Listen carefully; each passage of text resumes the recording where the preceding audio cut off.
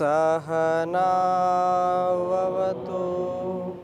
सहनौ भुनक्तु सह वीर्यं करवावहै तेजस्विनावधीतमस्तु मा विद्विषावहै।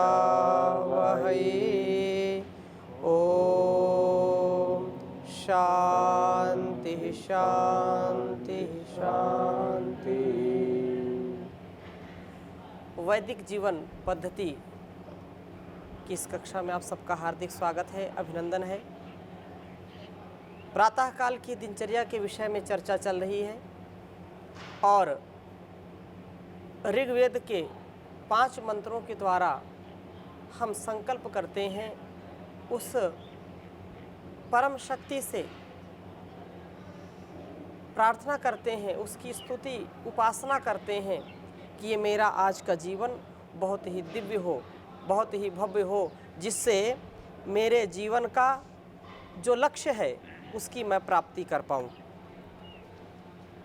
इन 5 मंत्रों का हम सभी का दायित्व है, कर्तव्य है कि इन मंत्रों का उच्चारण करें, अपने बच्चों को भी सिखाएं, इस वेदवाणी का श्रवण मनन करें, क्योंकि इसी से हमारा कल्याण है। ऐसी प्रार्थना करके व्यक्ति का चित्त शुद्ध हो जाता है, पवित्र हो जाता है। तो आज हम थोड़ा सा और आगे बढ़ेंगे। उसके पहले आप किसी का प्रश्न हो पीछे की कक्षाओं में तो आप पूछ सकते हैं। ओम स्वामी जी, इस सृष्टि पर जो भी देखने सुनने को मिलता है जी, या खाने पीने की वस्तु है जी, ये वेद उपनिषद ग्रंथ में कहीं लिखा है जो इनका हम उपयोग कर सकते हैं, यह हमारे लिए हितकर होगा या फिर परंपरा से ये चलती आ रही, इससे ज्ञान बोध होता है? जो भी खाने पीने की वस्तुएं जो पृथ्वी पर है उसका संकेत हमको आयुर्वेद के ग्रंथों से मिलता है। क्या हमारे लिए हितकारी है, क्या अहितकारी है, उसकी चर्चा आगे आएगी, उस पर हम विशद चर्चा करेंगे। निसंदेह इसमें कोई शंका नहीं है, उस आपके लिए और इस मानव जाति के लिए क्या शुभ हो सकता है, क्या भक्ष्य है क्या अभक्ष्य है, उसका हम विस्तार से उसका स्वाध्याय करेंगे। आगे चलते हैं। तो उस परमेश्वर की प्रार्थना उपासना करने के बाद, क्योंकि हमारी परंपरा रही है, पावनी परंपरा, कि ये जो धरती माँ है हम सब की माँ है और आदि जन्म पृथ्वी से ही मिला है।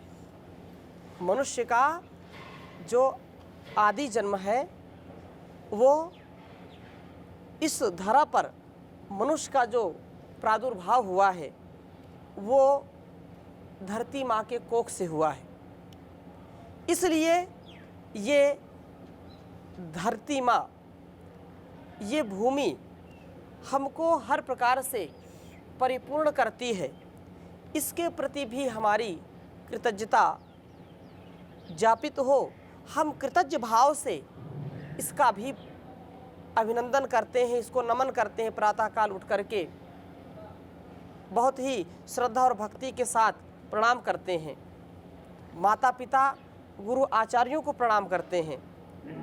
जो ये परंपरा रही है कि पृथ्वी को प्रणाम करें, कुछ लोग इस पर आक्षेप करते हैं कि ये तो जड़ है, पृथ्वी तो जड़ है, इसको प्रणाम करने से क्या मिलता है। कुछ लोग तो केवल इतना बोल करके शांत हो जाते हैं, कुछ इससे भी बढ़ कर के बोलते हैं। आप लोग सुनते होंगे कि ये एक ऐसा समुदाय है जो पृथ्वी को माँ कहता है। ये कैसा नादान है, पृथ्वी कभी किसी की माँ हो नहीं सकती, और यदि माँ है तो भूकंप क्यों आता है इसमें, और भूकंप आता है तो हजारों लाखों लोग जो है मर जाते हैं, तो माँ कभी किसी को मारती नहीं है। ऐसा आक्षेप कुछ लोग करते हैं। लेकिन जो लोग भी ऐसा कहते हैं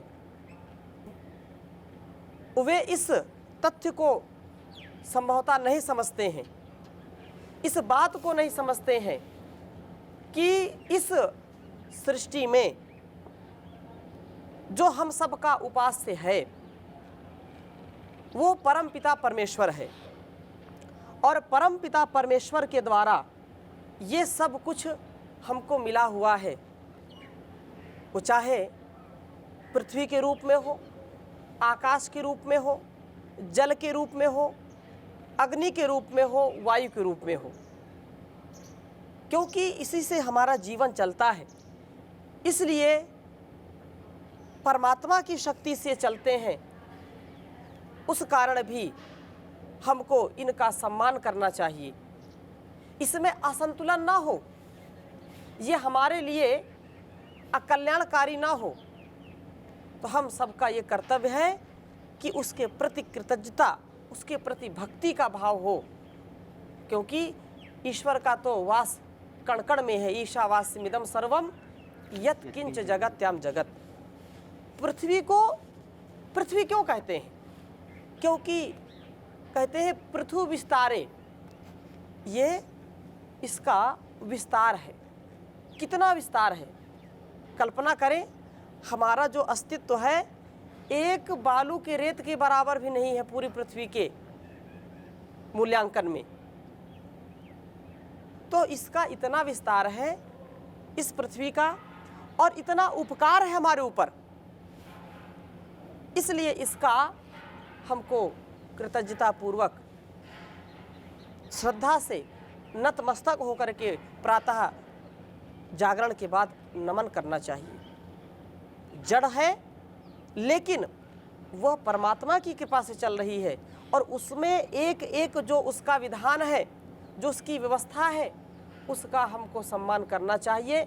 वह परमात्मा जैसे विस्तृत हो रहा है, चहुओर अपनी सत्ता का बखान कर रहा है, पूरी जड़ और चेतन की जो व्यवस्था है, उस अधिष्ठाता, उस दाता, प्राण प्रदाता परमेश्वर की ही कृपा है। लेकिन इस पृथ्वी से हम सीखें, इसके प्रति कृतज्ञता का भाव रखें, क्योंकि माता पिता जैसे जन्म देते हैं वैसे ही यह पृथ्वी हमको जन्म देती है। इसी के द्वारा अन्न जो उगाया जाता है, अन्न, औषधि, दूध, फल आदि ग्रहण करके माता पिता सबल बनते हैं, जिससे हमारा जन्म होता है। यदि पृथ्वी नहीं होगी तो हमारा जीवन भी नहीं हो सकता है। इसलिए ये संपूर्ण जीवन का जो अस्तित्व है, संपूर्ण जीवन की जो गतिविधि है, वो इस पृथ्वी से है। और वेदों में इसकी इतनी महिमा गाई गई है कि हम एक एक कुछ उदाहरण के लिए आपके सामने मैं प्रस्तुत करूंगा। कितना कृतज्ञता, कितनी भक्ति, कितना भाव इसके प्रति है, जिससे हमारे अंदर भी वैसा विस्तार आ सके, वैसी दृढ़ता आ सके। इस आशय से भी हम इसको प्रणाम करें। ऐसा नहीं कि इसको प्रणाम करने से कोई व्यक्ति जड़ पूजक हो जाएगा, ऐसा बिल्कुल नहीं समझना चाहिए। हम उसके गुणों का, उसके जो उपकार हमारे ऊपर हैं, वो हमारे अंदर भी विकसित हो, ऐसा भाव हम सबके अंदर आए। इसलिए भी हमको इस धरती माँ का प्रणाम, इसको नमन और वंदन करना चाहिए। कुछ आपके सामने मैं उदाहरण रूप में प्रस्तुत कर रहा हूँ, जो अथर्ववेद के मंत्रों से उद्धृत है। जैसे ये तो बहुत ही प्रसिद्ध है कि माता भूमि,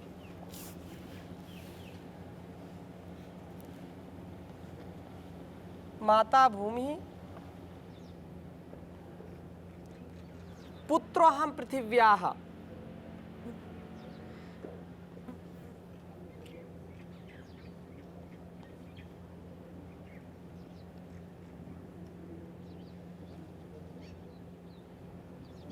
पुत्रोऽहं पृथिव्याः।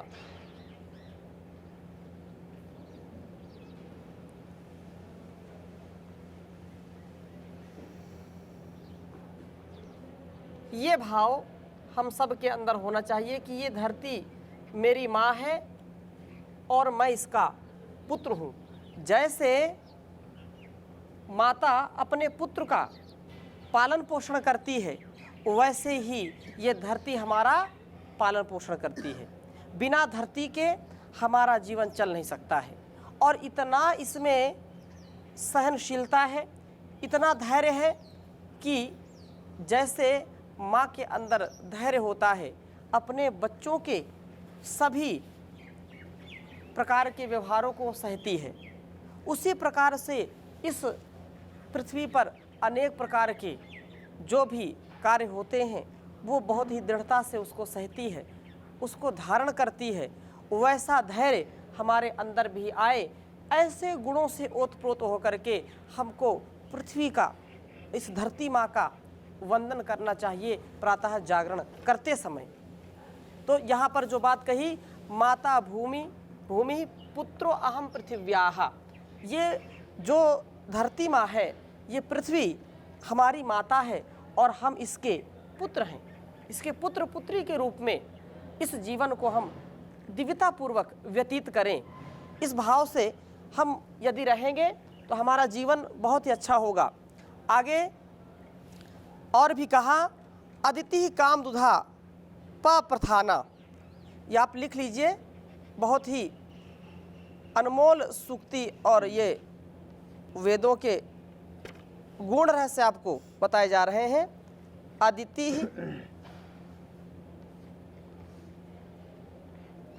अदिति ही काम दुधा प्रथाना।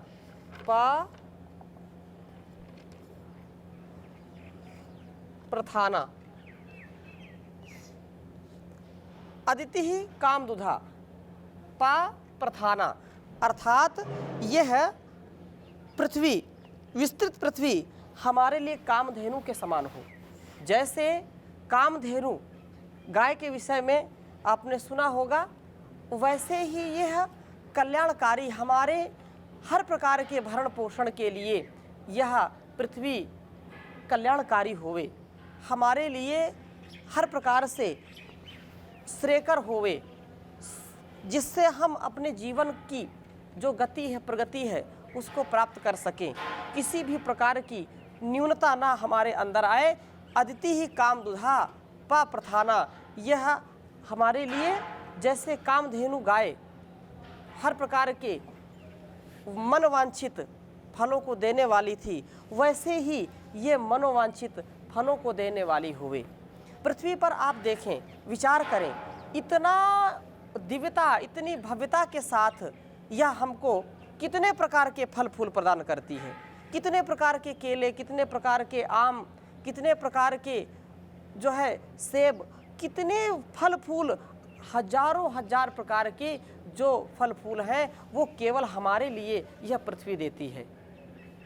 अन्य कहीं पर ऐसी व्यवस्था नहीं है। विशेष पृथ्वी तो संपूर्ण राष्ट्र इसमें है, लेकिन विशेषकर भारतवर्ष जो आर्यावर्त है, उस धरती का विशेष महत्व है।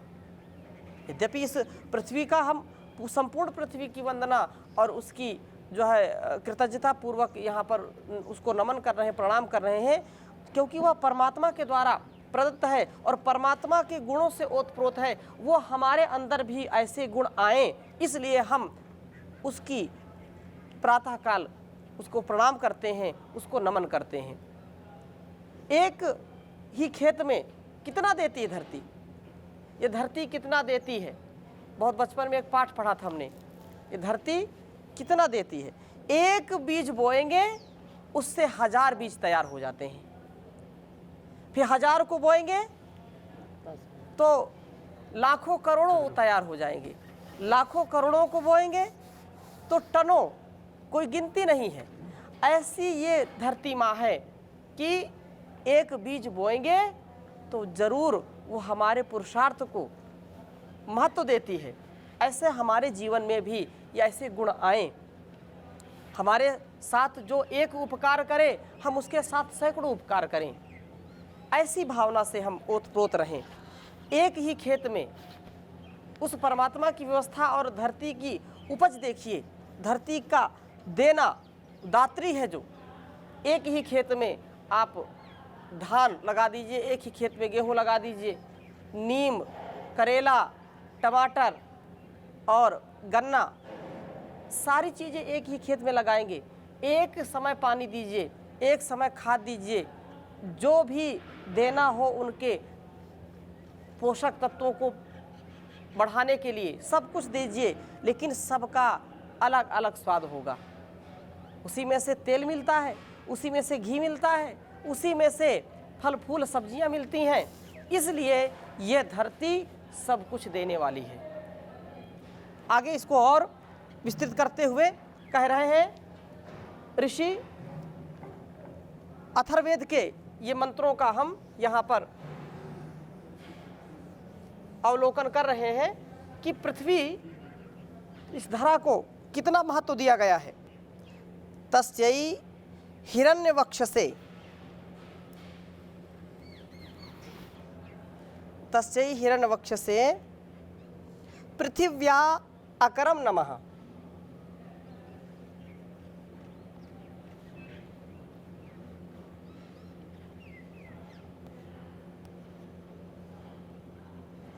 पृथिव्या अकरम नमः।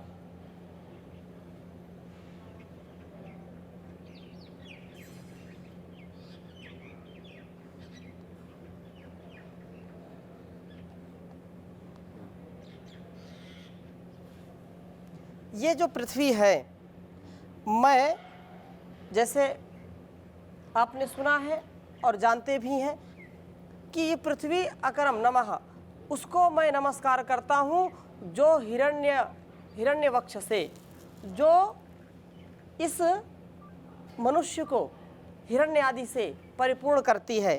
अर्थात हम उस पृथ्वी की उपासना करते हैं, उसको प्रणाम करते हैं, जो सुवर्ण की खान देने वाली है, उसको प्रणाम करता हूँ।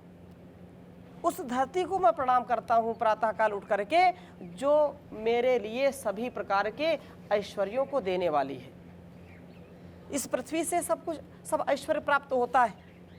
यहाँ जो हमको हर प्रकार के पार्थिव सुखों की जो कामना है, वो कहाँ से उसकी पूर्ति होती है? वो पृथ्वी से होती है। यदि पृथ्वी ना हो तो हमारा जो भौतिक जीवन है वो चल नहीं सकता है। ये सब कुछ, और आपने गीत भी सुना है, मेरे देश की धरती सोना उगले उगले हीरे मोती, मेरे देश की धरती। तो ये जो राष्ट्र हमारा है, इस भूमि की उर्वरा शक्ति है, उससे ऐसे वीर सपूतों ने जन्म लिया है। इस मिट्टी की गोद में वैसे खेले लोग हैं जिन्होंने राष्ट्र ही नहीं, पूरी दुनिया के कोने कोने में राष्ट्र की संस्कृति को फैलाया है। राष्ट्र और विश्व की दिशा और दशा को बदला है। इसलिए ये इसका विशेष है। बड़े बड़े वैज्ञानिक और बहुत बहुत जो है दार्शनिक लोगों ने भी भारत भूमि को विशेष गौरव प्रदान किया है। यहाँ पतंजलि योगपीठ आने के बाद मैंने ऐसे कम से कम दर्जनों व्यक्तियों को देखा जो Germany, France, Italy, America, Canada में रहते रहे, जन्म लिया वहीं, लेकिन कुछ साधक प्रवृत्ति होने के कारण भारतवर्ष में आने लगे और उनका पूरा जीवन यहाँ व्यतीत हो गया। वो कहते हैं कि हमारा ध्यान वहाँ लगता ही नहीं है, लेकिन भारत भूमि में आने पर, इस धरा पर आने पर ध्यान अपने आप लग जाता है। जर्मनी की एक माता जी थी, वो युवा अवस्था में ही, यौवन अवस्था में ही अपने देश को छोड़ दिया। पहले से आध्यात्मिक कुछ पृष्ठभूमि रही होगी, उनको वहाँ अच्छा नहीं लगा। भारत के विषय में सुना, कुछ पुस्तकें उनको अध्ययन के लिए मिली वहाँ पर। उन्होंने तय किया कि मुझको यहाँ पर आना है, और वह सब कुछ केवल अकेले सब कुछ छोड़ करके इस भारत भूमि पर आ गई। संयोग से और किसी से परिचय हुआ होगा ध्यान साधना की दृष्टि से, ज्ञान की दृष्टि से, तो उनको यहाँ हिमालय में जाने की किसी ने सलाह दे दी। वो अब बताइए कि एक अपरिचित युवती अकेले किसी अन्य देश में जाकर के कैसे अपने पूरे विश्वास के साथ निर्भय होकर के विचरण कर सकती है। उसको भरोसा है, विश्वास है, आत्म प्रेरणा उसकी है जो उसको यहाँ तक लाई। और ये सत्य है कि यहाँ का एक बच्चा भी ऐसे ब्रह्म ज्ञान से ओतप्रोत है कि उसको विरासत में वो चीज़ मिली हुई है, लेकिन पश्चिमी जो सभ्यता है वहाँ पर इसका नितांत अभाव सा लगता है। पूरे जीवन पिब भुंस रमस्व, खाओ पियो और मौज करो, केवल यही वहाँ की स्थिति है। यहाँ बच्चा धर्म क्या है, कर्म क्या है, पूर्व जन्म क्या है, पुनर्जन्म क्या है, इस विषय में उसको कोई भ्रांति नहीं है। लेकिन ये हमको और पुरुषार्थ करना पड़ेगा इसमें कि ये जो हम पाठ पढ़ रहे हैं यहाँ पर, कृतज्ञता का जो भाव अभी धूमिल हो रहा है भारतवर्ष में, जो हमारी नई युवा पीढ़ी है वो इन चीज़ों को ढकोसला समझती है।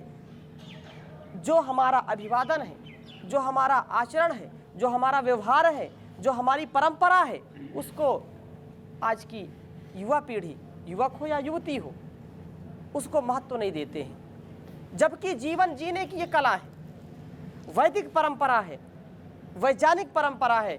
जो व्यक्ति ऐसा करेगा उसके जीवन में, उसके आसपास कोई भी रोग, कोई भी दोष फटक नहीं सकता। इसलिए और भी यहाँ पर बात कही गई कि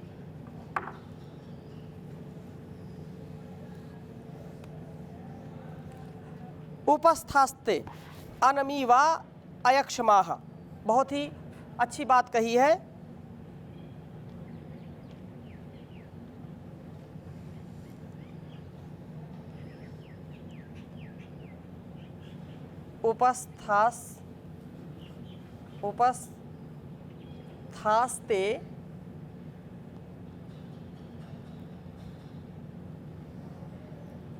उपस्थास्ते अनमीवा अयक्षमा,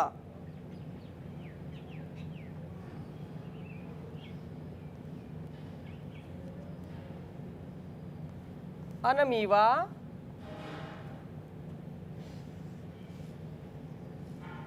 अनमीवा अयक्ष्माः।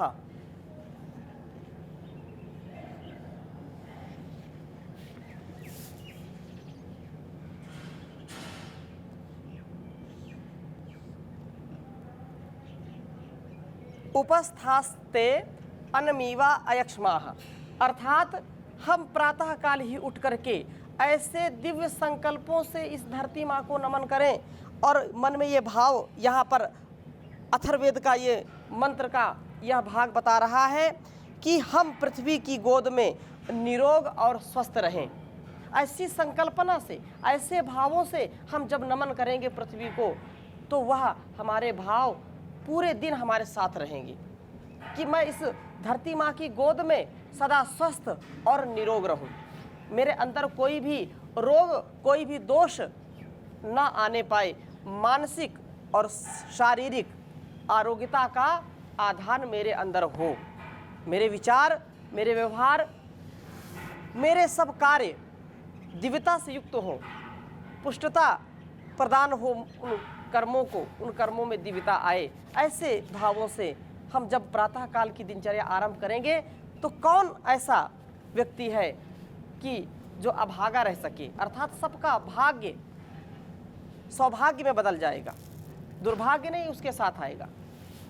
इसलिए बार बार इन मंत्रों से हम ओतप्रोत अपने जीवन को करें और इस धरती माँ के प्रति बहुत ही कृतज्ञता पूर्वक, बहुत भक्ति भावना पूर्वक इस जीवन को जीने का प्रयास करें। किसी का कोई प्रश्न हो तो पूछ सकते हैं जी। ओम स्वामी जी। जी स्वामी जी, आपने बताया कि प्रातः काल सुबह उठ के मंत्र द्वारा ये पृथ्वी को नमन करना चाहिए। जी। क्योंकि पृथ्वी का बहुत ही उपकार है और है भी। जी और पृथ्वी मतलब हमें सब कुछ देती है, जी। फल फूल आदि। पर स्वामी जी मतलब ये तो है आज दुनिया का सबसे बड़ी समस्या पर्यावरण की ही है कि धरती को कैसे बचाया जाए। तो एक तो मंत्र द्वारा बता दिया, पर एक सेवा द्वारा हम लोग कैसे पृथ्वी को बचा सकते हैं, और सबसे बड़ी चिंता है आज दुनिया का यही। बिल्कुल ठीक कह रहे हैं। तो उसको थोड़ा प्रकाश डालिए समझे। ओम। केवल ये जो हमारी भावना है प्रातःकाल की, मैंने इसको पहले ही कहा कि इसमें कोई ये ना समझे कि ये पृथ्वी तो जड़ है, इसकी क्या उपासना करना, इसको क्या नमन करना, इसको क्या प्रणाम करना। लेकिन प्रणाम करने का लाभ क्या है कि वैसे गुण हमारे अंदर आए, पहला लाभ ये है। दूसरा लाभ ये है कि जिसके प्रति हमारी श्रद्धा होती है, जिसके प्रति हमारी कृतज्ञता होती है, जिसके प्रति हमारा भाव होता है, उसके प्रति हम कभी भी दुर्भावना नहीं रखते हैं, उसको कभी दूषित करने का प्रयास नहीं करते हैं, क्योंकि ये धरती माँ है। यहाँ हमको ऐसा कोई भी पाप नहीं करना जिससे यह पृथ्वी कलंकित हो, मेरा जीवन कलंकित हो। ऐसा कोई दोषयुक्त कार्य नहीं करना जिससे पृथ्वी दूषित हो, क्योंकि वो पृथ्वी दूषित होगी तो उससे अनेक प्रकार के पशु पक्षियों को भी कष्ट होगा, मनुष्यों को भी कष्ट होगा।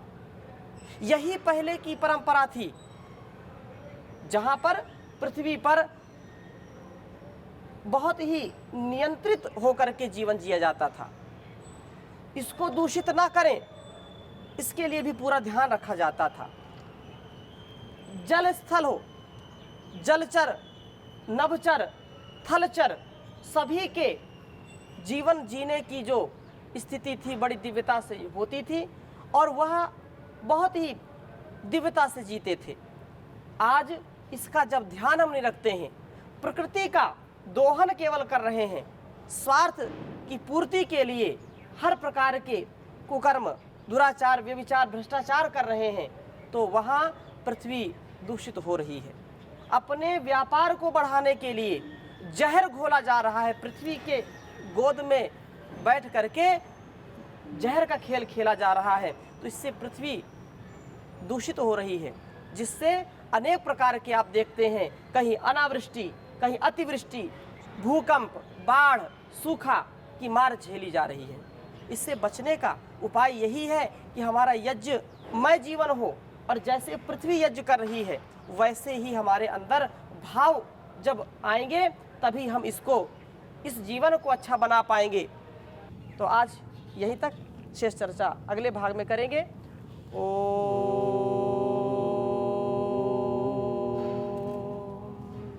शांति शांति शांति।